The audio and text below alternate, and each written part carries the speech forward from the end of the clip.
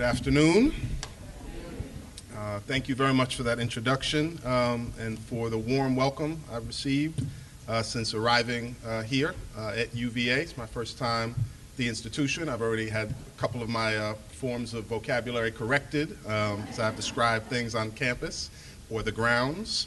But it's really an honor to be here and to talk to you all. I feel like I'm in a room of the affirmed. You know, the choir is here. This morning, listening to people talk, I heard so many words and themes that resonated with the work of the Brotherhood Sister Soul, which, you know, I'll talk about some this afternoon within context of the work that so many of us in this room do. But, you know, I just heard phrases around after-school programming matters, right? What it means to seek measurements and outcomes, the policy connected to our work, quality of programs, the importance of community in our work, and the transformational power of youth development. So many of the speakers this morning, their words, you know, really resonated with me. And what you saw up here were people who are not just experts in the field, but also people who really have the ability to convey the message that's so important to so many of us in this room. And so it was just affirming to be here this morning and to hear the comments. And so I thank all the previous speakers for their words. I want to talk a little bit about the larger context of the Brotherhood Sister Soul and the work that we do, but really to have some time for dialogue, questions, answers, discussion, statements, as we are apt to do. But I want to frame my comments really in three areas: the area of program, the area of training, and the area of policy. Several people on the last panel and during the Q&A segment mentioned this word policy. It's something that's really central to the work that we do at Brotherhood Sister Soul, both in terms of what we teach young people, but also that we realize to really make an effect on the lives of young people broadly. Our view is that it's not really about replication, which the field so often talks about, but changing the very policies that create the realities that make it necessary for us to do so much of the work that we do. So a little bit about Brotherhood Sister Soul. We've been around for 19 years. I co-founded the organization in 1995. We provide transformative wraparound services. We are an evidence-based program. What that means is that we look at the outcomes that we sought to determine would speak to whether our work was working, right? So in order to give you an idea of why we do what we do, and you heard kind of an overview of some of the programs, I have to give you a little bit of context to the community that I come from. Forgive me for speaking about a New York experience and not a Virginia experience, but that's a community where I do my work. But I think hopefully as we talk this afternoon and you hear about some of the efforts at Brotherhood Sister Soul, it'll resonate with what you're doing in your home community as well. So we work in New York City, a city of about 8.5 million people. The New York City public school system has 1.1 million children. Okay? It's by far the largest school system in the country. Whatever achievements have occurred over the last 12 years, whatever problems have been in place over the last 12 years, the reality is still today, only 61% of children are graduating from high school. So that means over 400,000 children, a number larger than most entire school systems in the country, are failing out of school. Secondly, of those graduating out of high school, only 25% are graduating college ready. So of the graduates, only 25% are college ready, meaning that they can matriculate to a community college and not need any kind of remedial support to compete. So even the young people, the young women and young men who are doing the right thing, who are pushing through school, who are getting a diploma, are being sold a false bill of goods. They're being told they can compete, but only 25% of them are receiving a diploma that allows them to compete on a community college level. It's the state of the academic environment that we're working in. We also are working in schools that all too often are only teaching rote memory, very little analysis, the ability to comprehend complex ideas and issues, let alone be exposed to the technology that so many young people crave today. So that's the educational context. If we look at the issue of poverty, the most recent census came out about a month ago with regards to New York City. And in the county of Manhattan, or the county of New York, you have the widest discrepancy of wealth that you have in America. The top 20% earn $900,000 a year. The bottom 20% survive for a family of 4 on less than $9,000. Okay? So the population I work with is the population, if you couldn't guess, that's coming from that second number. It's a family of 4 surviving on less than $9,000 a year in the city of New York. Okay? The poverty is desperate. The educational resources are inadequate. And still young people are faced with all the other kind of socioeconomic conditions that we know are urban ills still today, around violence, around drugs, around inadequate access to employment, and at times around poor parenting as well, where our young people are not learning the skill sets they need to learn. That's the reality of the community that I come from today, that I'm talking about with regards to our programming. It's why we have to provide such comprehensive out-of-school time and after-school programming for our young people, because the negative conditions are so overwhelming. Okay? So a few more statistics, and I won't just throw statistics at you during my talk, but a few more to give you some context. So I mentioned the 61% graduation rate in New York City. The graduation rate in the Harlem community, and Harlem is about a community of about 500,000 people, so roughly the size of Washington, D.C., Harlem and Washington Heights. And the graduation rate there is hovering at 40%. Brotherhood Sister Soul's graduation rate is now at 90%. Okay? In the Harlem community, ages 18 to 25, 45% are either in college or working full-time, 45%. We are at 95%. 2 more statistics. The teenage pregnancy rate in Harlem is 19%. We're at less than 2%. Talking to young people about sexuality, about their bodies, about their life choices, to put off parenting, because we know that graduating from high school, we know finding stable employment, we know not having children at an early age will break cycles of poverty. Final statistic. 1 out of 3 black men between the ages of 20 and 29 right now in the United States are under supervision of the prison system, either in prison, on probation, or on parole. 1 out of 3. After 19 years, we have no one incarcerated and less than 1% with a criminal record. Again, talking to young people about critical decision making, talking to young people about a moral and ethical code on how they will live their life, and if and when they make a mistake, or if and when they get caught up in the criminal justice system, then providing legal representation as any middle-class family would, to ensure it's one point of contact and not multiple points of contact, so that that service will be there as well. So when I say that we're an evidence-based program, what I mean is that we look at the evidence because we think it informs our program, not because outside efforts came in and said, you must have evidence, or you must do evaluation, or this is what it should look like. We actually pushed back on some of those evaluations that came from some of the outside groups, because we didn't feel they were evaluating what we really needed to know. And so many years ago, we came up with our own determinants. This is what we want to look at. This will tell us if we're on the right path. We're going to collect data in lots of ways. We're going to look at our program in many, many ways, but those are the outcomes we're seeking. How do we reach those outcomes? We reach those outcomes by doing child-centered, intensive youth development with full-time staff who provide long-term 4 to 6 year involvement with young people. It is a very highly involved model. It is a very detailed model that is extremely dependent on the frontline staff. So one of the things that speakers talked a little bit about today, and I'd like to mention for a minute, is the importance of professional development and hiring in our field. That we have to move from a model of I like kids and I'm a youth worker, where I've got 3 siblings and I'm a youth worker, to the professionalizing of our field. And so for us, when we hire a frontline youth worker, they go through a 4-tiered hiring process. That's a face-to-face interview, post-review of a resume. They then meet with their fellow colleagues or potential colleagues who they would work with, and they have what we call an ideological interview, which is not exactly what it sounds like. It's more about throwing scenarios of how you would respond if a young person told you she was pregnant, or a young person said, my school is crumbling, why should I keep going to school? Or a young person said, you know, I'm having problems with my parents and I want to leave home. How would you respond? We all know there are a lot of really bad answers to those questions. There's not necessarily one right answer, but Lord knows there are a lot of bad answers, right? We want to weed those out. We then want the youth worker to do a workshop for the same population that they're going to be working with in front of us, so that as executive staff we can see it, but equally importantly so that the young people can say what they thought about that potential youth facilitator. And we've had people who have sailed through the first 3, and then they do the workshop with our young people. When they leave the room, our young people say, we'll eat them alive, you know? Don't hire them, we'll eat them alive. Or the reverse, they struggled through those first 3 stages, and then all of a sudden they walked into the room and they held the room. They were a brilliant educator who put youth forward and engaged young people.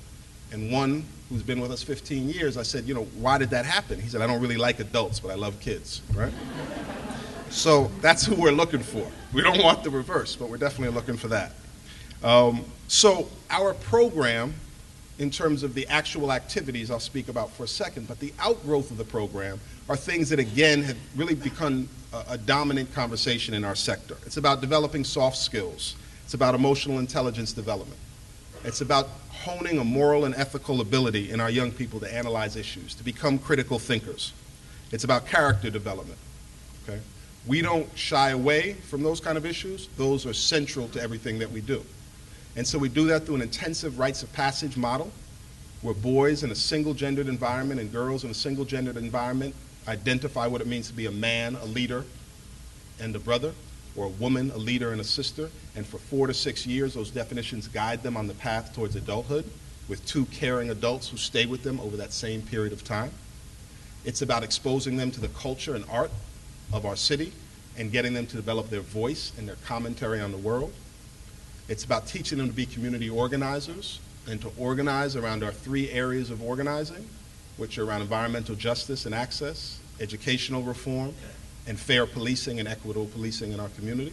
And so that, as again one of the speakers talked about earlier, you develop a huge array of skills being involved in an organizing effort like that. It's practical, hands-on, hard learning that's applicable at every single level. And we make sure that that piece, that kind of intentional education, is involved in every aspect of what we do. We also train young people for employment. They run our farmers market.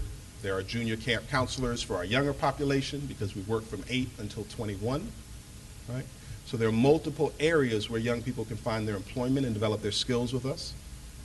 We also hold an international study program where for 5 months our young people study the culture, politics, history of a nation like South Africa, Ghana, Brazil, Dominican Republic, Haiti. And then they spend 1 month with us in the country reading a 300-page curriculum and facilitating workshops for their peers as they meet with USAID and embassy officials and NGO officials, so that, again, they're being prepared for what we all know is coming, college experience, right? We want them to process information, to synthesize information, to share with their peers, to take responsibility for their education, so that that can be applicable and be something they can use as they move into the workforce or they move into the academic space. Because unfortunately, all too many of the schools we work in are not teaching those skills. They're solely being taught to attest. They're not being asked to read literature. They're not being asked to process information in a way that we know that they will need. This goes to one of the policy issues that I talk about a lot, which is that I think all too often we act as if we don't know what excellent schools look like or what excellent after-school programming looks like or out-of-school time programming. I completely reject that. We know what it looks like because all you have to do is go to an elite school anywhere in America. The question is, should poor and working class children, disproportionately children of color, but children of all color, get the same education at a school time and after school time that wealthy kids get? Because every single wealthy school has incredible art programs at the end of the day, has athletic programs, has programs where kids are developing their entire minds. They are filled with activities over the summer. And in school, it's not simply about filling out a test, but it's about reading literature, understanding philosophy, developing your ability around language. We know that's what a great school looks like. The problem is there hasn't been the political will to build those types of schools or out-of-school time or after-school time environments for all of our young people. And so it's one of the issues we often push back on. And so in a city like New York, you have phenomenal schools, you have mid-level schools, you have struggling schools, and you have horrific schools. We have a caste-level education system that's allowed to continue. And so that 61% is an aggregate. Many of our schools are graduating at 100%, and some are graduating in the 20th percentile. And so one of the questions, I think, for our community, service providers, academics, organizers, policy people, is how do we push a narrative of all kids deserve what we know works? And a lot of the evaluation, I think, that's also put on our sector at times, I find problematic. So a lot of times people will say, well, what's the baseline study or the comprehensive study to prove that out-of-school time or after-school time programming works? And that will determine if you get funding. Now again, I think as parents, as educators, as academics, as smart, informed people, we know it's critical that children have an academically stimulating, intellectually supportive environment during their after-school hours in the summer. I would think people of good faith can agree to that. That same standard, though, is never put on the back end. So I haven't seen that study for the prison industrial complex. I haven't seen that study that says locking up over 2 million people a year is good for the development of people who've been involved in the criminal justice system. It's accepted. So when we push that we need $7,000 a year for a child, right, to put them through the Brotherhood Sister Soul, there are a lot in the funding community who say that's a high number to spend per child. Okay? But what's the social rate of return on the pregnancy numbers I talked about? What's the social rate of return on graduating from high school? What's the social rate of return of not being incarcerated? And why is it okay to spend $210,000 a year to incarcerate a child in New York City, and no one questions that? You rob somebody at gunpoint, you end up in front of a criminal court judge, they're not going to say, well, you know what, we should arrest you and put you in jail, but we don't have the $210,000, so you're free to go. Right? They're going to get locked up. On the front end, look at the investment and the rate of return of what we're able to do in other institutions of our kind and our ilk to create young, contributing citizens who really are a part of society as opposed to feeling disconnected from society. So when we talk about policy, one of the things that reminds me of, we use folk tales a lot in our work, or adages, stories that young people remember, right? It's amazing the kind of information that stays in a 14-year-old's head and the kind of information that does not stay in a 14-year-old's head at times. Red light, don't walk across the street. Should stay in your head, but they run across the street talking and problems, right? But other things stay in the head, the entire rap album from their favorite rapper, every single lyric. So we try to meet them where they are, as we often say. And there's an adage that we use a lot, which I think speaks to this policy issue. Some of you, I'm sure, have heard it before, but basically they're a group of adults and children who are on the banks of a river. And they're swimming and they're enjoying the beautiful day. And all of a sudden, coming down the river is a small child, a 2-year-old child, that's floating in the current and about to drown. And one of the adults swims deeper into the water. She grabs the child, swims back, saves the child. They, making sure the child's breathing, putting covers on the child, etc. That moment, a second 2-year-old comes coming down the river. And another adult swims in, and he grabs the child and brings the child back, and there's huge commotion at the banks. And at that point, one of the adults runs from the group. And they're all looking at him, and they say, scream out, why are you running? We've got 2 children who almost drowned. And he says, I'm running up the river to see who the hell is throwing our children in. I don't think we can do this work if we're not focusing on the policies that are creating these conditions that our young people are facing.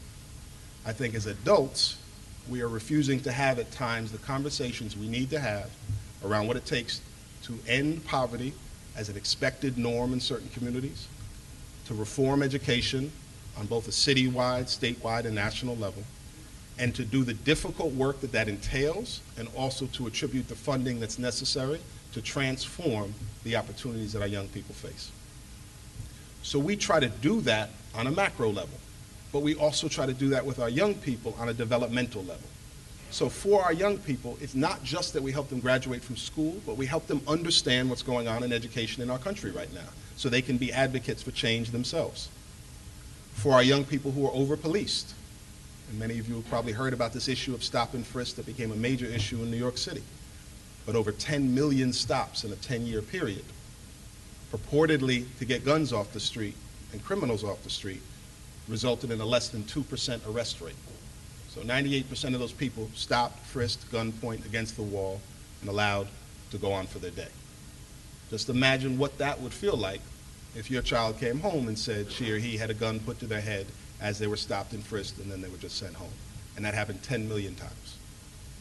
So one was to fight against that policy, but the second was to build within our organization a space where young people, A, came to understand the policing policy, B, got involved in the litigation and were named witnesses in the effort, C, became organizers, D, created art, film, poetry, all types of things to tell their story. This is what it feels like. And then they became voices who were interviewed all across the country on this issue to tell their story. We did that because we think it was an unfair policy that has since changed. We did that because we didn't believe in it as an organization, but we did it because it was a great youth development model, that young people learned about their own power, developed skills that have carried them far beyond the walls of our organization. And to see a young person develop that power, that kind of voice, right, that allows them to speak out, to take ownership of their life, we all know is central to their long-term involvement in their personal development, right? Those two things go hand in hand. Once they have a sense of ownership of their education, ownership of the issues they face, we know that they will continue to develop themselves way beyond our own hands and our own reach. And so we look at that kind of comprehensive approach as well. So we try to work in the program area and to do this work in a very intense way in New York. But then we take what we learn and we train folks all across the country on the model, in places like Jackson and Mississippi and New Orleans, Chicago, Milwaukee, Boston, and the Bay Area. But we also work with the Department of Education to build schools in New York City that take this approach, this youth-focused, youth development pedagogy, and infiltrate it throughout the entire school to change the culture of schools. So we're working with them to build 4 schools now based on that model, that youth development and this kind of approach to working with young people has to be a part of the entire school day. It's how security officers engage with young people if they are in the school, right? It's about how teachers deal with young people when they are problematic, and so that we don't move into that space of over-suspension. Suspension needs to be a last resort, not a first resort. It's not something that's just celebrated. If you cannot control a young person well enough to keep them in the building repeatedly, our argument would be there's something wrong with what's going on in that school. There are young people who need to be suspended, but we can't have the level of rates of suspension that we see in so many schools around the country. There's a problem there. Too many teachers, principals, administrators, it's the first response. How do we have instead a response about the development around young people? That's the kind of work we're doing with DOE as well, to again try to change the culture in schools. The other piece that we're trying to do is to use what we've learned in a very practical way over the last 19 years and to inform some of the broader conversations that connect again in this room to the work with specifically with young men through the President's announcement of My Brother's Keeper, through the big initiative in New York City that some of you may be familiar with called the Young Men's Initiative, which was a $140 million public-private partnership between George Soros, Bloomberg Philanthropies, and the city of New York to focus on disconnected young men. The Heinz Endowments in Pittsburgh, who have an African-American male initiative trying to go deep into several schools that have the worst social determinants to see if they can turn around those schools. And again, what we're trying to do with these different efforts is to bring our vision, the statistics we know, the outcomes that are in place, the realities that the reality that we're able to transform young people's lives, and to help influence a much broader policy conversation. What all of this comes back to is something that we've held tight to since our beginning, which is our theory of change. Again, a concept that will be familiar to many people in the room. And our theory of change has 3 stages. The first is what I've talked about already, that we provide support, guidance, love, and education to young people. Those are the first 4. And we've always had love in everything that we talk about and we do. We think, again, as several of the speakers talked about earlier, you have to really be able to connect with young people. You have to really be in this work because you love young people and you believe in their development and you believe that they bring a lot to the table. And yes, they may make mistakes, but as I say to some of my youth workers all the time, they have to be like your favorite 4th grade teacher, who even if you got in trouble with her, usually her, sometimes him, but usually her, the next day you came back and the hug was as big as ever and the smile was as wonderful. She was teaching you a lesson. She wasn't angry at you. She was teaching you a lesson. Those are the kind of educators we want. So support, guidance, love, and education. We teach young people to have discipline and self-order in their life, which are also absolutely essential, especially if young people are coming from disordered home environments at times and certainly school environments. So love, support, guidance, and education, teach, discipline, and order. And then we want to provide opportunities. And this 3rd piece, we think, all too often isn't done. Opportunities so that they can develop access and agency. And what we mean by that is, if you help a young person to develop the skills she or he needs and become a strong adult, and you teach them to have discipline and order in their life and focus, but if they're still coming from an environment where they don't have the same opportunities other kids do, they're still attending a school where only 25% who graduate are being prepared to compete in college, you have to do more. You have to open doors to internships and jobs and employment. You have to provide a different layer of college guidance. And once they're in college, again, the big nasty secret in our field is not getting young people into college, but keeping them in college and graduating them from college. What are you doing to retain them in school? And so we do a huge amount of work on the retention side. That part of it is about, again, access and opportunity. That young person comes home over the summer, she or he needs a job. They cannot take an unpaid internship like a middle class or wealthy kid, no matter how excellent an opportunity it is. We have to find funders to help underwrite that or get them paid jobs. We may have to pay for books in school or support them with the computer they need or the transportation money they need home when they're about to break and they just need a hug from their mom and they can't afford the bus ticket, and then they can go back and they'll be fine. All those small interventions keep young people in school. All the small interventions of a job at the right time, a Metro card, and the right outfit to go interview for a job creates access and opportunities. And what we think is if they have that, then that's when this key final piece comes in that, again, many people discuss in our sector, which is agency. Are they able to advocate and articulate for themselves? There's a young man who called me once in tears from a community college in New York. He was about to drop out. We had done so much work to try to keep him in school. You know, it was heartbreaking to even hear it. He was in tears, he was raging, he was going back to some of the things he had learned as a young boy and talking about, you know, how he was about to go and punch the teacher. I couldn't get to what the problem was. And finally, through the tears, he said, "She's playing me." And I said, "What do you mean she's playing you?" And he said, "She told me to go to the dean to get some paperwork, and I went to the dean, and the dean doesn't even speak English." And I said, "What do you mean?" Because I knew the dean, and he spoke perfect English. And he said, "He keeps telling me to go to the bursar office." What the hell is a bursar? And I realized in that moment, A, he didn't know what a bursar was, which is legitimate. B, he was handling it horribly, right, which was illegitimate. We had to talk that through. But he was ready to leave school because he didn't know who to access to help him work through a financial aid paperwork issue. When so many other kids would have somebody to call home, would have a parent, would have an advisor, he had us to call. Without our role there to help young people navigate very simple situations or unbelievably complex ones, what happens to the young person? I have another 19-year-old, young man named Nicholas, unbelievably powerful young man, who went through our program since the age of 12, was the young philosopher you would love, charismatic, sit at your table now and, you know, he'd have you eating out of his hand, always had a smile on his face, comes from one of the toughest blocks in one of the toughest housing projects in all of New York City, and was on the right path. And then at 19, his mother died of cancer after fighting cancer for 2 years. He had no father in his life, and he had 2 younger siblings, 8 and 10, and a 17-year-old sister who was developmentally disabled. So when his mother died at 11 o'clock at night, at 11:01, he became a parent for 3 kids at the age of 19. So A, he had to deal with the grief of what he was going through, but B, already on the right path, already in a community college in his first year, he had to figure out how to put his world back together. He had to figure out how to pay for school without his mother's working class but consistent job. He had to figure out how to stay in the housing projects because his mother's name was the name on the lease. He had to figure out how to get all of his government aid in his mother's name. He had to figure out how to legally adopt 3 children so that if the long gone father came back, there couldn't be any rights there. He had to figure out how to balance school, parenting, and work. He had to figure out how to cook.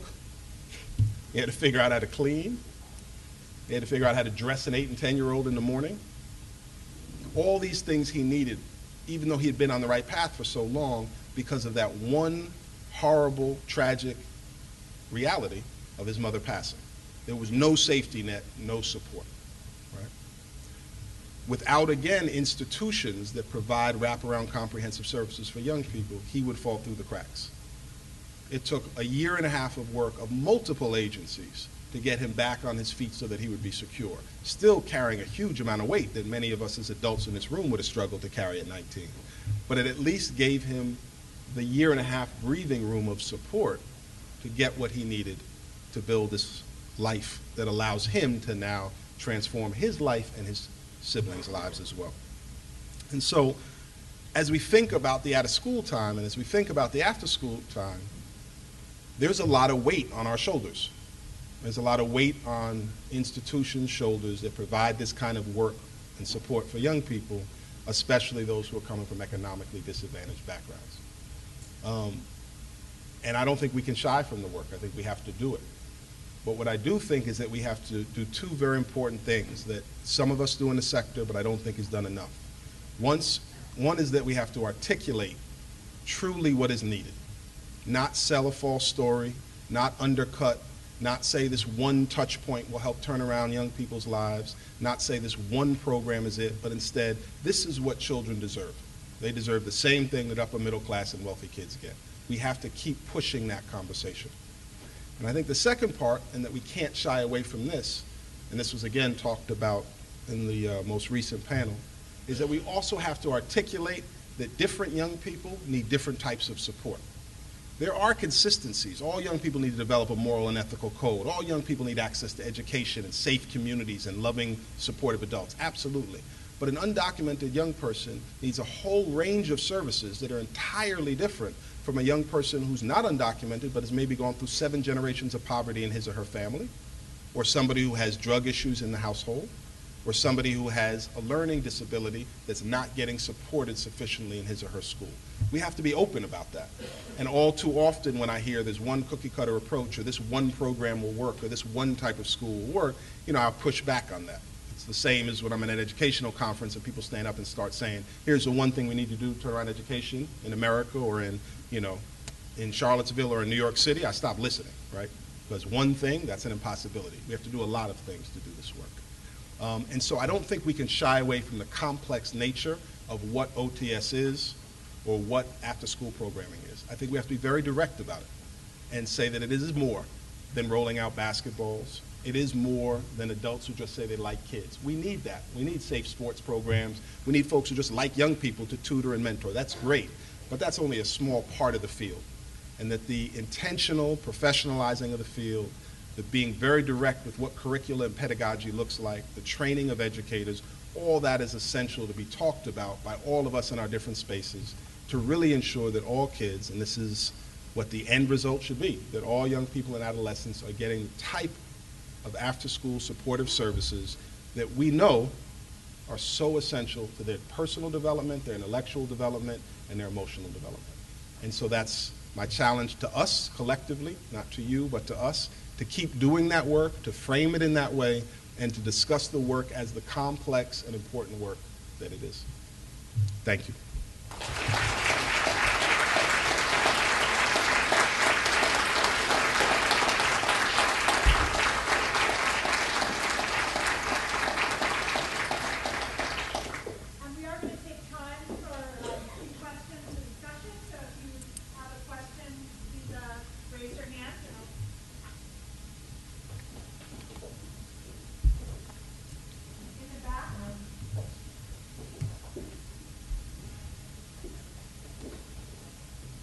Can't hear her. Sorry.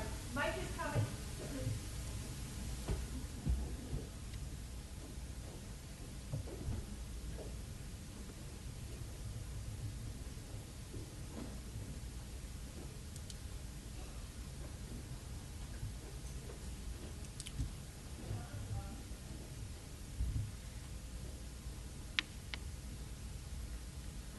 No? Yes. Awesome. Thank you for a really inspiring talk, and I'll try to keep my question brief and to the point. One of the proximal points that you just raised was this idea of bearing the weight. So as a faculty member in a traditional department, I'm thinking about, how do I make a difference? I come from a clinical community program, and the story you told about the river and the upstream focus is, one I'm familiar with, and I try to think about as I do my work. And so that weight, I'm thinking about, how do I, keep a light on, or how do I bring that into action? And I was wondering, the world is complex. Have you, in your work, seen people who, they're holding their spaces in their different occupation, but trying different routes to respond and contribute to that collective where we're all sort of making and pushing and really holding ourselves accountable? So hopefully that's clear enough. But one is carrying the weight, suggestions or tips for people who feel like, well, I need to hold my space, but how can I contribute in other ways? Yeah, but I think in terms of the first question, that yes, there has to be also an understanding of the weight of the work. So at our organization, we do a huge amount of professional development, a huge amount of staff guidance. Even after that hiring process, if we were to hire you, for instance, to be a Sister Soul chapter leader, you would have 6 hours a week of meetings with your peers and supervisors to work through difficult situations, to get advice. No one person can handle all these issues that come up.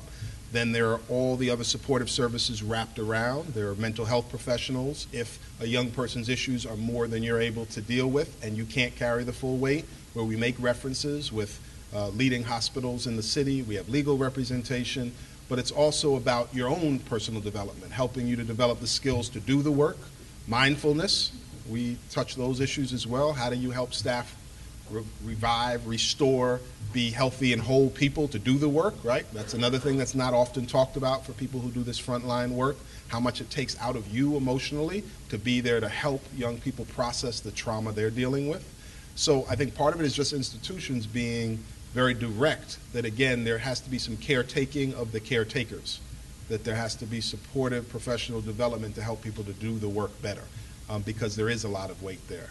If you mean the weight of the sector, I think then that's about all of us doing a better job, and in my view, I've seen an improvement over the length of my career working cross silo, a word that drives me crazy, but work cross silo, so that it's about academics and direct service providers and policy people and litigators all coming together to think about how do we advance that policy conversation. So if we're talking about something like educational reform, the only successful efforts that have really looked at system-wide have been all those folks coming together. It's been vitally important studies from the academic space, litigators bringing lawsuits, right? Policy people advising on what it could look like, and organizers, hopefully bringing people out, in the streets as well. That's the only way that that kind of social change has ever occurred in this country, from the women's movement, civil rights movement. That's what you've always seen. And so I think that's really important. And I think one of the things that I've seen happen in the last 5 or 6 years is far more of a sharing across some of those lines that I think used to be more blurred, that we can use the research you're doing at my institution, because we have lots of folks who understand the research and are doing policy work. Don't put us, and I'm not saying you would, but don't put us in the boxes, well, those are direct service providers. My work wouldn't really resonate with them. We would love the work of academics in terms of informing what we do. And we have a whole series of academics who come in to help our staff develop professionally around those kind of issues as well.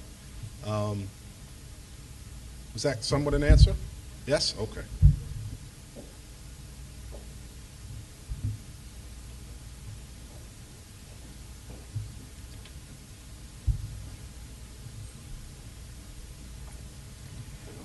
Hi, I'm Ann Lawrence from the Robert Bound Foundation in New York City, and I've known you for a long time.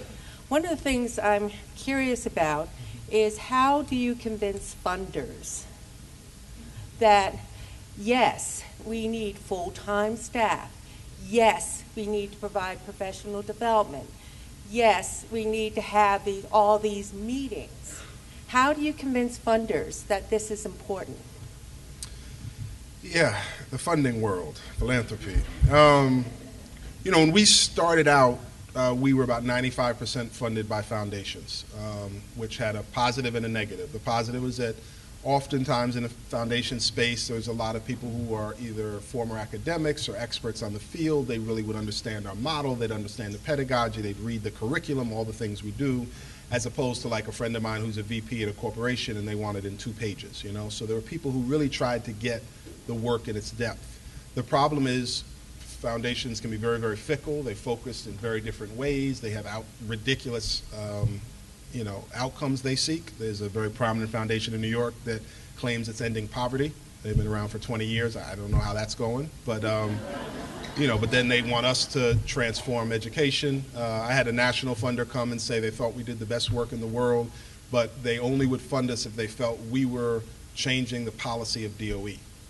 And I said, DOE has a $28 billion budget with a B, 130,000 employees. You want us to change a few schools, or you want us to change all of DOE? And he said, we're only about systems change. I said, I guess we're not getting a grant then.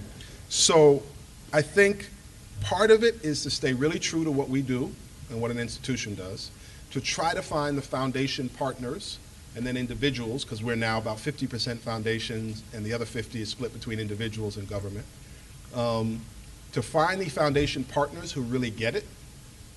I haven't found a huge number, but I found some who really get the multi-level, interconnected work that's necessary, that we can't get the outcomes we're going to get without full-time staff. We can't provide the transformative services without professional development. We have an average tenure of staff of 7 years now, which is, again, almost unheard of in the nonprofit sector, because we're trying to do professional development. We're trying to treat people well and think about their wholeness and their wellness. We can't just say, well, here are your kids, go deal with them. We have to have all these support systems in place. There are certainly foundations that have not gotten it and pushed back, but there are also many that have and have been with us for 14, 15 years because they get it, and now they want us to train all their folks in Boston or their folks in another city. So I try to just do it person to person, to get them to the site, to see what we do, to see the uniqueness of the model, and to also constantly push this point that I think it's absolutely essential that we have models. I think at times the conversations become too focused on replication. There's no UVA 2, there's no Harvard 2, there's no Spelman 2, there's one. And if you can create a phenomenal institution that's an example for other places, that has great importance in the sector and in the field. And that everything doesn't need to be franchised out. That's not always the answer to things. But the model is important. And so if we could win the day, and I think the conversation has changed a lot since you and I first met, right? It used to be lowest dollar per capita, most number of kids served, period, and how quickly can you franchise? They came to us in our second year and wanted us to go national, right? Now, there's much more of an idea, I think, in education and youth development that you have to go deeper, that you have to talk about a broader set of outcomes, that you have to talk about emotional intelligence and rigor. You have to talk about the intellectual and the personal development. That wasn't the conversation I was having with most folks 15, 16 years ago. It's far from perfect, but I think the conversation has evolved a little bit, and I think we just have to keep pushing that it's a non-negotiable. This is what's needed. This is what good schools look like and good after-school program times look like. And if you're not training teachers or frontline workers, you're not doing your job as an institution. If you're not putting in the support services they need, you're not doing your job as an institution. That's our view. Others may disagree, but we're not going to change our view. Good afternoon. Thank you very much. I'm very inspired by the work that your organization has done. I'm Brenda Abenavas with the Computer Clubhouse Network in Boston. I think you've given us a really great idea of the successful track record of your organization in working with these young people. I'm wondering if you could share some of your own thoughts or your organization's program or plan for the continuity of care for these young people when they become adults and they age out of your program. Well, if they were here, they would say, Brosis for life, it never ends. And I'm advising folks on grad school now and parenting and how to buy their first house, because they always can come back. The door is always open. So the first thing is that the door is always open. The second thing is that half of our full and part-time staff are alumni of the organization. So they went off to schools, they came back, some with undergrads, some with graduate degrees. What better example to the next generation than, yeah, that's Abe who went through the program, right? That's Nando who went through the program, to see that every single day. So that's one aspect of what I mean literally by that door is always open. We used to say we ended at 18. Then we saw how much we were struggling with the college retention issue, as so many people were, and realized we had to start an entire program around that to try to keep young people in school, which is much more detailed than I talked about, but just gave you some main points. So then we said we'll stay until 22. So our age went up. And then all of these other support systems were needed, which we continue to do. We helped 40 20 to 25-year-olds get jobs just last summer. because of the economy, they were coming back from college or they were doing part-time schooling, and they couldn't find the jobs they needed because they were competing against people with, far stronger resumes. So we had to use our connections to help them with work. We do a lot of parenting support for folks who are, often the first parent of the ilk. They're trying to be a parent in terms of kind of trying to be comprehensively involved in their child's life. There's a lot of support systems needed around that. So we never close the door. Of course, the vast majority of folks, once they move into the 20s, we see very rarely. They come back sometimes, they teach a class, they say hello to the young people. But the point is, we don't close the door. The space is open to them, whether it's an emergency, whether it's a question. It's one of the benefits of modern technology. There are lots of negatives, but it's a lot easier to stay in touch with that population now than it used to be, via Facebook, Twitter, Instagram, whatever. The information that is able to be communicated is much, much easier. We use that a lot.